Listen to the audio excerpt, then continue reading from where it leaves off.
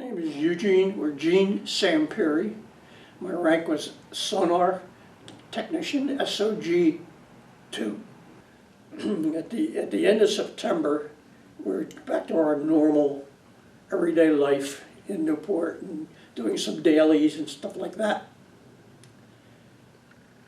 We were out on a daily and we came back in, and I was in the Y in October of '62 when John F. Kennedy gave his talk about Cuba.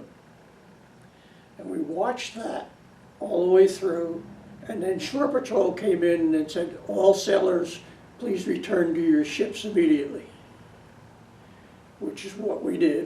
Everybody got on the buses heading back to the base, report back aboard ship. And we notified that we were getting underway early the next morning.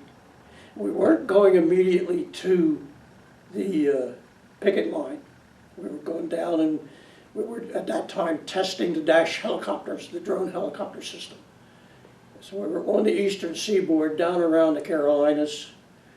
Our division officer told us the way they were notified is to tell your guys that we're going out and we're not sure when we're getting back. He said, when they presented it to the officer, supposedly it was, we're going out and we're not sure if we're coming back, which was a really scary situation. That was something my division officer told me years later, which we had become friends afterwards. And sometime around the 15th or 16th, we ended up on the picket line. The real problem was that when we were on the picket line for the Cuban Missile Crisis, there you had to be much more careful.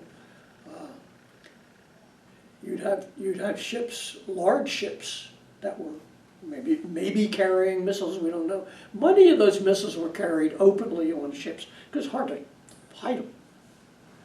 But, and I saw many pictures of the ones as they were leaving, taking the missiles away.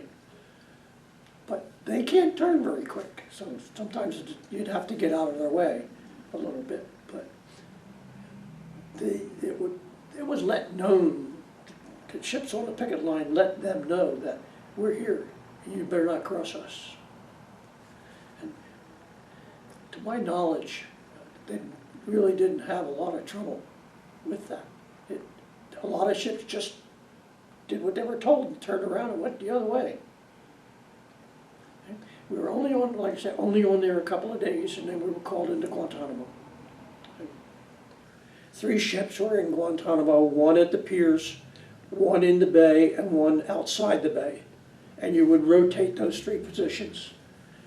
And while in those positions, like especially if you were on the pier, if you stood a watch, it was with a loaded carbine and a loaded .45.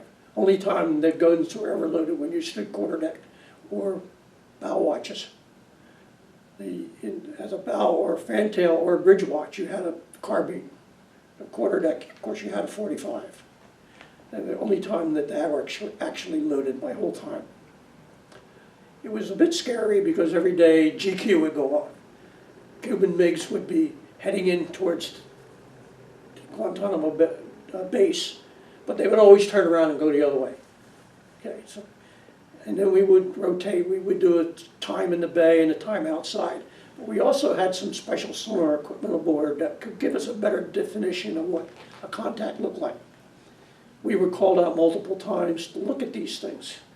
One funny one was a ship had a contact on something that seemed to be giving movement, a Doppler effects, stuff like that.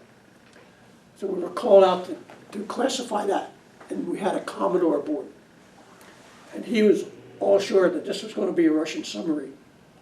And we got out, we ran this piece of equipment over it that uses the sonar sounding and prints it out on a piece of paper. And it showed up to be a 1,000-foot deep pinnacle with strong currents running around it that caused the Doppler effect. And when we told him it was a pinnacle, he was very disappointed.